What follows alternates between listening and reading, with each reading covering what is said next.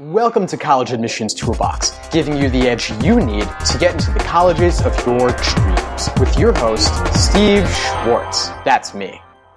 Today we're talking with Randy Levin. How are you doing today, Randy? Pretty good. You, Steve?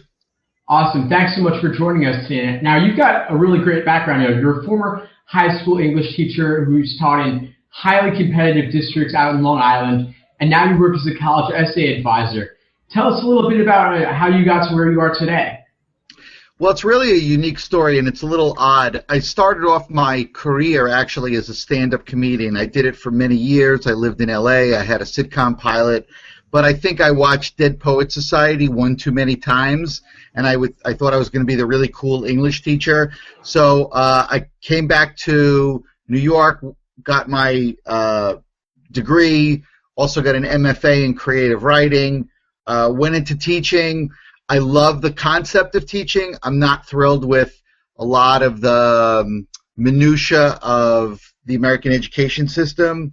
Along the way, I was helping a lot of kids with their college application essays, and what I was noticing, especially in communities where, like the school I taught in, there were a lot of Asians and South Asian kids, and their essays all started looking alike. They were interchangeable. In fact, as an experiment, I would sometimes take some of the essays and hand them out to different kids, and they thought they were looking at their own essays. So that really gave me an insight into the system, and then I decided I wasn't happy teaching high school in the traditional way, so I went out on my own. I created Right to College, and now I just work with kids on their college application essays. Oh, wow, that's really something, so you kind of scrambled up all the essays, and kids, didn't even know who had written what. And, one thing I always say to students is, no one but you should have been able to write your own college essay. It should be personal in some way. What do you think about that? Absolutely. In fact, believe it or not, my first career in show business actually also gave me insight into this. There was one point where I got to sit on the other side of the desk with agents that were looking to cast for this thing that I had already done, so they wanted my input. And we saw, it was here in New York City, and we saw about 300 actors. And 298 of them sat in front of us and basically rattled off their resumes. They told us nothing about who they were. But the one or two people that would say something like, sorry I'm late, but my motorcycle, blah, blah, blah, all of a sudden later in the day we'd refer to, you remember the motorcycle guy? I like the motorcycle guy because I knew who he was. It was his voice. It was who he was. And these college essays are the same thing. The college just wants to know who you are as a person, especially in this day and age where on paper everybody looks alike. Everybody's gotten 12 AP courses, first chair violin, president of the mathletes. 1,000 hours of community service. So the essay is who you are, not what your accomplishments are in the robotics club. What makes you tick as a teenager? Sure, absolutely. It's having those little details that really stand out. Now, are there any students you worked with, back when you were teaching in high school, or even students you've worked with more, really stood out to you in that way? And if so, what was it about them or what they wrote about that kind of gave them that hook where they were the motorcycle guy of their class, so to speak? Well, what's interesting is a lot of kids don't ever start out that way because in the initial conversation, they take the road that most kids take, which is talking about their, academic accomplishments, their extracurricular accomplishments. But once I get them to talk about themselves, the light bulbs go on for them. You got the kid that's so obsessed playing the guitar that his parents always say, if the house was on fire, no, you wouldn't know because you're in your room trying to master one fret change. Well, that's exact. Colleges love process, not the destination. In high school, everything's focused on getting an A, getting the highest GPA, getting the highest score. Colleges, we want you to love the process for the sake of the process. Like life's a journey, not a destination. So here's a kid talking about he will sit with the guitar alone in his room to master a fret change as long as it takes, because he just wants to master the thing, not the whole picture. Now, the irony is, at first his parents freaked out. It makes my kid sound like a loner. He's not around people. Now, obviously, number one, there's a component in the essay where he loves playing for his friends and family, so the social aspect of the guitar is also there. You know, you can get 3 or 4 kids with guitars, and now you have this fun jam session. You know, Billy Joel always used to say he got into the piano just so he can meet girls. You know, so there is a social component, but I also told the parents, colleges are reading 38,000 essays. They're not analyzing these things to death. They want to know, what are you passionate about? What makes you tick other than trying to get an A in class? And if you can sit with a guitar to master something, we know that you love the process of doing stuff and that you're passionate about something other than, you know, AP physics. No, for sure. 100%. I'm sorry. Go ahead. Oh no, I was going to say I have 1,000 of those stories, because whether it's a love of the guitar or art or even making people laugh. You know, one of my favorite ones, and I've seen it maybe 2 or 3 times, is you get a kid, especially from a community like Asian or South Asian, that are, you know, it's all about academics. Well, if you have a kid who loves to make people laugh, that understands that life is a balance. You know, I'm working with a kid now that says, if you look at me, you would think I sleep with a textbook under my pillow. But, you know, he loves to lighten the mood. And if you look at his transcripts, he's an A, you know, he's a perfect A student. So he's not the class clown, but he knows how to balance work and play. Like he wrote this. I take the work seriously. I don't have to take myself so seriously. And that's a home run for a college. That's a kid that's going to work, but he's also going to socialize. So those are the gems that come out of these once kids realize the essay's not about how brilliant they are or what a great athlete. You know, even that, you know, when they write about, let's say it's a sports kid, not a kid that's academically, you know, but a real sports kid. I say, don't write about, it's not about baseball. It's about you on a baseball team. What's it like being a team member? What does it feel like to win with dignity, to lose with humility, or the other way around? You know, what's it like to support, you know, like in a classroom, everything's about I want a better grade than you. But on a team, you support each other. You help the weakest player get stronger. So even in sports, it's not about, oh, I love getting on the field and scoring the goal. It's about the locker room. What's it like on a humanistic level when you're bonding with other players? What does it feel like when you win together or lose together? So whether it's academics or sports or the guitar or laughter, what's it like just being you? Because the college at this point with the essays is more concerned, you're going to be living in their home for 4 years. If I was the admissions person, I want to know you're going to be safe and happy. I don't want you to be the kid up on a clock tower with an automatic weapon. I don't want you under your bed, you know, curled in the fetal position, sucking your thumb on the phone, going, get me out of here. I want you to be okay. You know, so if I get a glimpse into you just as a 17, 18-year-old person, I'm going to have a really good idea that you'll be okay on my campus. Sure. Those are such valuable points there. I mean, definitely, colleges are looking for the kids who are dedicated and will go the extra mile to persevere with whatever they're passionate about. And, you know, hopefully that some of that is at least their area of study.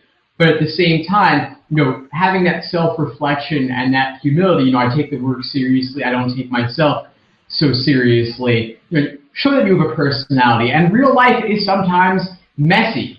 And sometimes you will fail. And the idea of not being perfect and not trying to present yourself as perfect, I think definitely can help the people reading your college essay to engage, to like you more. Right. In no, fact, no one likes someone who tries to be perfect all the time and never, you know, is willing to demonstrate any capacity for failure or imperfection, right? Right. In fact, the second, you know, if you look at the Common App question that they changed last year, the time you failed, you know, one of the biggest mistakes tens of thousands of students made was, I failed, I tried harder, I succeeded. I tore my ACL, I went to rehab, and now I'm the starting pitcher, which is not the question. The question is, here's one of my favorite ones. Last year, a kid says to me, well, in the 9th grade, I was the 4th chair violin. And I stopped and I said, I know what you're going to tell me. You had a private tutor, and now you're the 1st chair. He said, no, I'm still the 4th chair. I suck at the violin. But I love being part of the orchestra. And in his own words, very profound, he said, not everybody in life gets to be the 1st chair. That became a brilliant essay. What do you do when you fail? I redefine, it's not about success or failure, it's just about participating.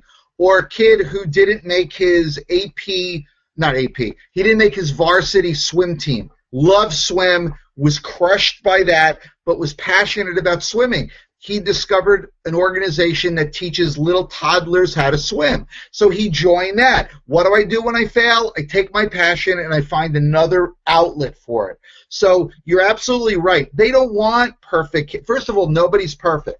But, Harvard turns down 500 kids a year with 2,400 SAT scores. It's not about being perfect. It's about being a human being. And are you okay when things don't work out? You're going to be 1,000 miles from your parents' house. They're not going to be able to call the guidance counselor or your math teacher. When something doesn't work out and you're living in our building, are you going to be okay? If you know how to fail and what to make of that, I feel safe. But if everything you do, I'm a winner, I win, I never fail, that's a huge red flag, I think. Sure.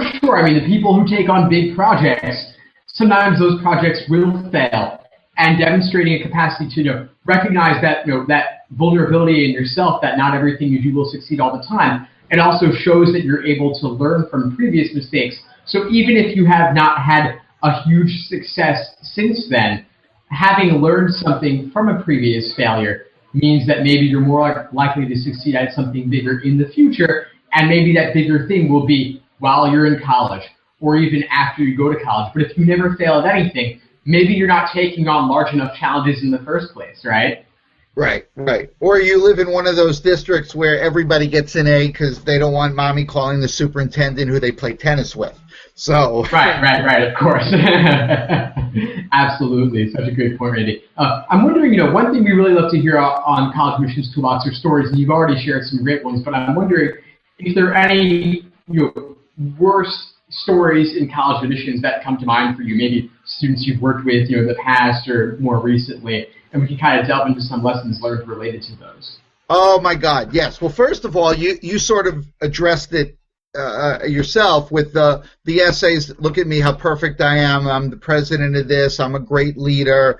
I think the bad ones fall into a few categories. One is the ones filled with cliches. I'm hardworking. I'm determined. I'm driven. I love learning. All of the you're going to college. We hope you're hardworking, driven, determined, and love learning. Either that or go get a job somewhere else. So the ones filled with cliches, that could be like anybody else. But I have seen some ones where really bright kids make really silly choices, like insulting their school. I look forward to going to college. My teachers here aren't as good as the professors will be at your school. That kind of stuff, where the kids in my school don't take school as seriously as I do. I mean, anything where it insults somebody else. Or even the language. Actually, yesterday, a girl, one of my clients, she wanted to run by this idea. The fifth question, transition to adulthood. Now, keep in mind, this is a really brilliant kid. She said to me, well, I think my transition happened when I was put in charge of taking care of a little kitten, and I forgot to feed it, and I left the door open, and we had a dog, and the dog came in and killed it.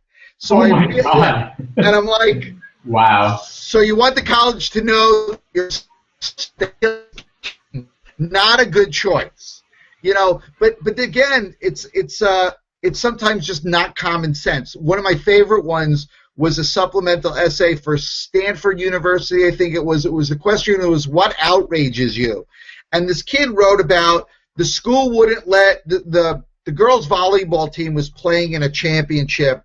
during school hours, the principal wouldn't cancel classes, so he organized the sit-in demonstration and got all the kids out of the classrooms to, like, barricade themselves in the hallway and, insist on, like, great. So you want the college to know that if you take, if I take you into my college and you're not happy with the size of the lunch trays, you're going to, like, burn down the administration building. Now, that same essay could have been okay if it was sculpted by the point of, I was frustrated that people, didn't understand. I used a persuasive argument to convince other students to join me in speaking with the principal. We presented our case and convinced him, instead of, like, we held your daughter hostage and, we're going to burn down the campus. So every essay has to be positive. I think the most egregious one I ever saw, sometimes kids have an agenda past what they wanted. It's an other agenda. So I was speaking in a high school, and a kid raised his hand and said, I want to write my essay based on the fact that I hate the letter M, because M is the first initial of my birth father's or biological father's name, and he abandoned us when I was young, so I hate the letter M. It's like, your essays have to be positive. Your essays can't be hateful, negative, hurtful, so anything that says, look, I'm great and everybody else stinks, or I hate this, is bad for the college. So those are the bad ones. Those are the ones you want to, everything has to have a positive, think of it in terms, you meet somebody for the first time, like a blind date, so to speak, and the person's, I hate my father, I hate this. There's no second date. You know what I mean? The college isn't going to be happy with somebody that's just negative. Sure, absolutely, Randy. I mean, I think definitely you want them to like you, and you want the college deans, the acceptance folks, admissions folks, to really want you to hang out with them on your campus. Obviously not with them themselves, but to be positive people who will contribute in a meaningful, positive way. And obviously making them think that you might start some sort of violent protest. I mean, that happened a lot back in the 60s and 70s, right? Colleges, institutional memories matter. They remember that in some way, and they certainly don't want that to happen again. And to some extent, that has happened at colleges in recent years as well. So they don't want people who are going to cause problems, and they also don't want people who are going to be Debbie Downers. And obviously, the college knows they're awesome, and they know that maybe you're done with high school. They don't need you to tell them those things. They already know they're great. Harvard already knows that everyone wants to be there. So just think about more, what can you contribute? It's about what value can you add to them, not why you want to go there. It's why they should want you. And so kind of keeping that perspective in mind and really thinking about, what do you want them to walk away from this essay with? So right. Great points there. Right. You touched upon 2 points. An admissions person once said to me, when I read an essay, I know I like this kid if I say I want to run into him in a year and go, so what do you think? How's it going? So that thing. The other thing is, you're absolutely right. If you write, it's a spectacular campus with unparalleled resources, distinguished professors, like, they know that about themselves. And, if it sounds like it could be a press release or it could be an advertisement, it's no good. What the essay should do is basically, who are you? What are you passionate about? What makes you tick? Like you said, if the essay is, what do you bring to the campus? Well, let's say you are the fundraising chairman for your club, and you've helped raise a lot of money. Whatever club you're going to join, your experience in fundraising you'll bring. Let's say you play the guitar. You will seek out other people that either sing or play the guitar and sit under a tree and play. They want to know that you're going to be engaged in the community. You're moving. Think of college as moving to a town. You're moving to a community. So the more you can bring, and not necessarily your enthusiasm, because everybody's enthusiastic, not your desire to learn, because everybody are those things. but the personal things, the experience, not your leadership. Everybody's a leader. You know, as a freshman, you're not going to be in charge of anything. But your love of collaboration and cooperation, that, you know, you love working with other people on projects. So academically, you're a team player. Socially, you love to you know, get involved, that you have some skills, and it doesn't have to be huge skills. Like I said, it could be fundraising experience that you could bring to a club. Let's say you know about a certain charity because you've worked with it. Well, if that school has that, you already have sort of your Rolodex, even though that's an outdated term, but you have ability to immediately jump in and help because you already know that organization.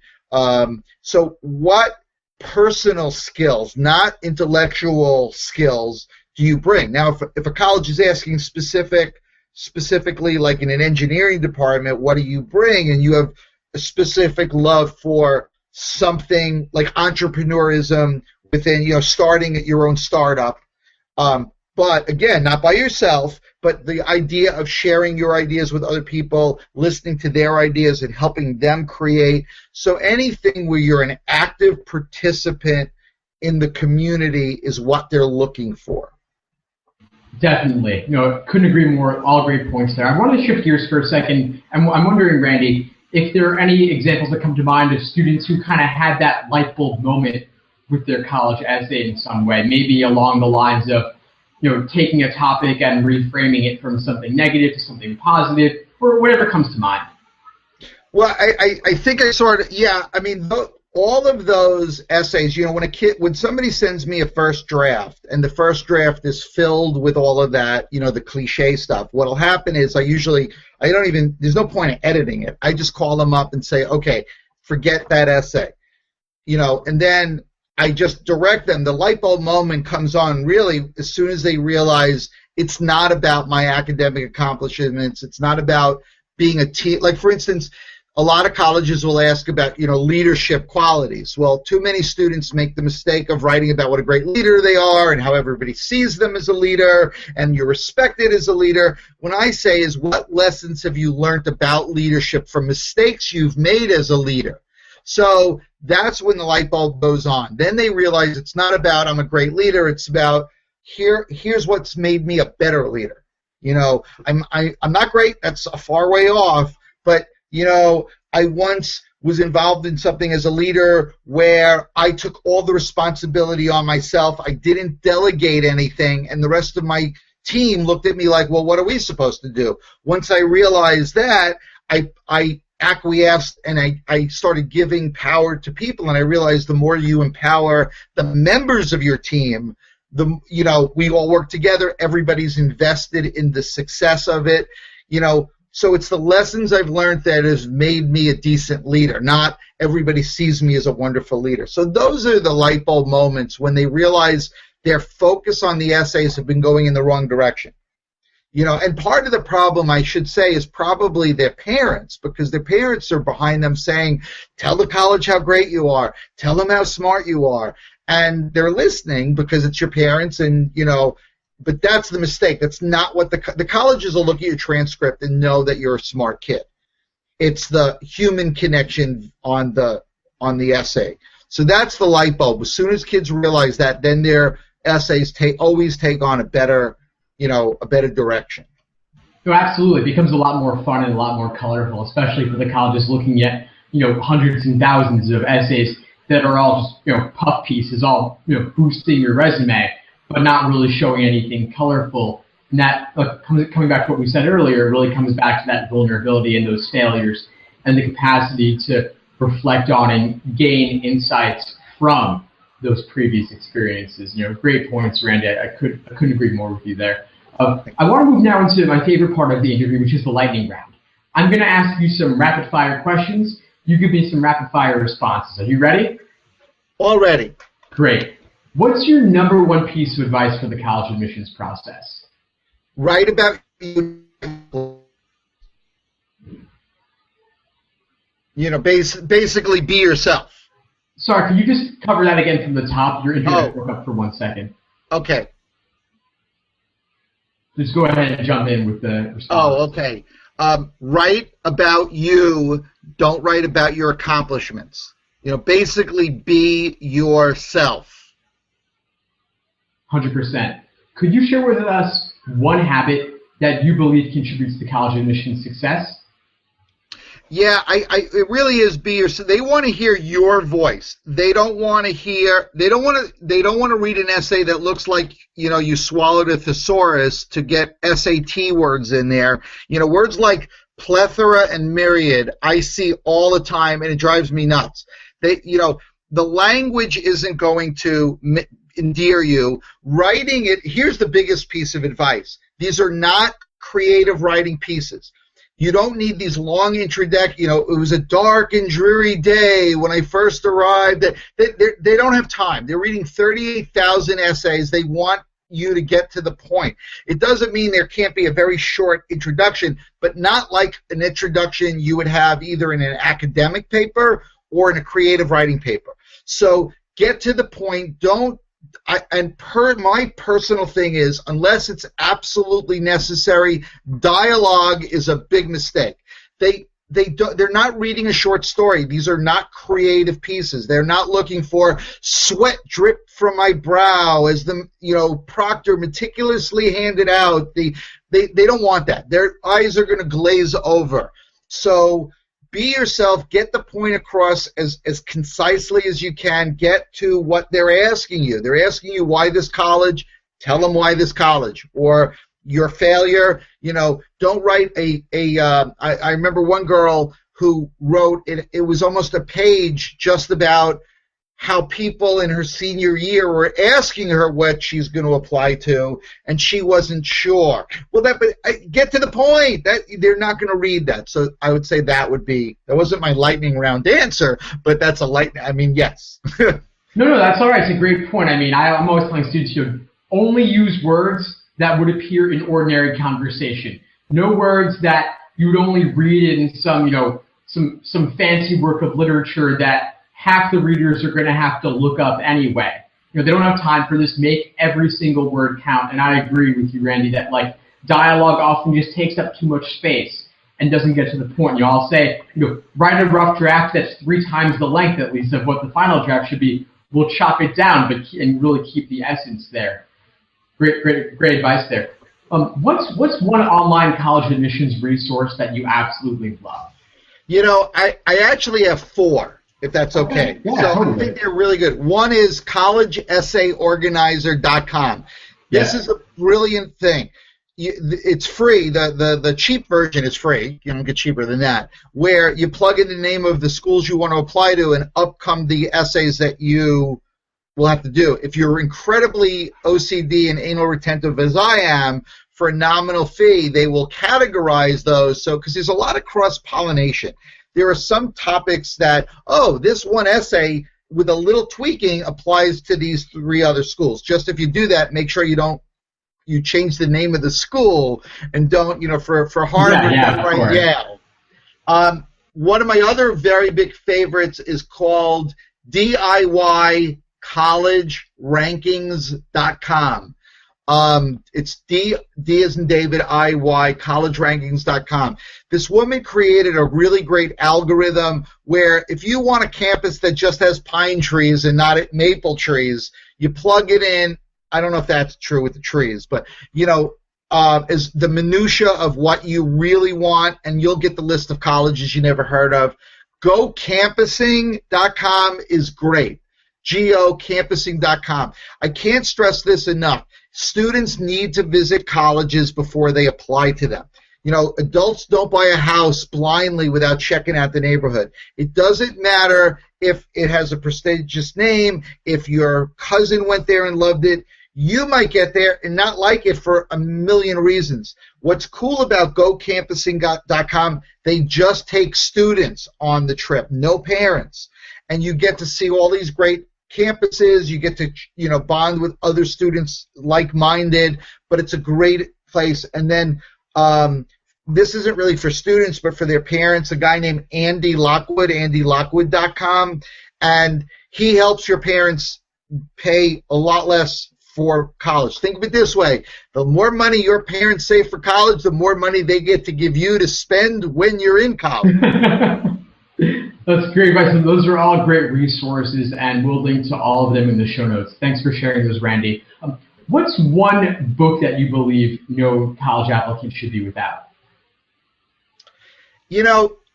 I don't know if there's I don't think there's any one, but I would say that in Barnes & Noble, any of those big, thick, reference books on college majors, you're getting a really objective view. It's not written by the college. And even though it's big, look, it's like looking for a job. The first list you need to make are the things you don't want. I don't want a college in the city. I want a college that's at least 500 miles away from my parents. I want to make sure they have this major, but I also love this thing, so can I do that? So you look at the things you don't want, then you look through the books, and don't get caught up by the name. Don't start with Harvard, Yale, Princeton. There were great colleges out there that, Haverford is one of my new favorite colleges only because my nephew went there, and I never heard of it before. It's got one of the best math departments in the country, and most kids have never heard of Haverford. And the cool thing about Haverford, its sister schools are Swarthmore and Bryn Mawr, so those three schools, you could take courses on each other's campus, so it's great. But kids are, Harvard, Yale, Princeton, or my life is over. Harvard, Yale, Princeton, right. Dartmouth, maybe. But they're a great school. So those books, they're big. But look, you go take it. You don't even have to buy it. Sit in a cafe, get a cup of coffee, and start looking at schools based on your needs, and then narrow down the list. And then from there, you can do internet research, etc. But I don't know if there's one perfect book. But I think that's a great start. Sure. There are a lot of hidden gems out there. And for listeners who are looking for a few specific recommendations, there are a couple that come to mind. There are, the Fifth Guide to Colleges, and then also for more of the hidden gems along the lines of maybe Haverford is 40 Colleges That Change Lives. And I'll link to both of those in the show notes. But yeah, any of those big reference books that are more objective are really valuable. Right. You might know this better than I. There's an author who's brilliant. He had a great piece in the New York Times like 2 months ago about finding a college that's good for you, not one that you have to struggle. But because his books are great, but his name escapes me. Frank Bruni. That's the guy. Yeah, Frank Bruni recently came out with an awesome book this year on the topic of just the fact that give me 1 second to think of it. It's where you go is not who you'll be. That was the title, and here you just kind of dialing down the stress level a little bit in the college search. So definitely some great ones there to check out. Thanks so much for joining us, Randy. Really appreciate your time. Where can folks find you online? It's write2college.com, WRITETO college.com, all one word. That's how they can find me. Awesome. We'll link to that in the show notes as well. Randy, you were an awesome guest. Lots of great stories and insights there. Really appreciate your time. Take care. Great. Thank you. Thanks for listening to College Admissions Toolbox. Head over to www.collegeadmissionstoolbox.com to get more free tools and resources that will help you get into the colleges of your dreams.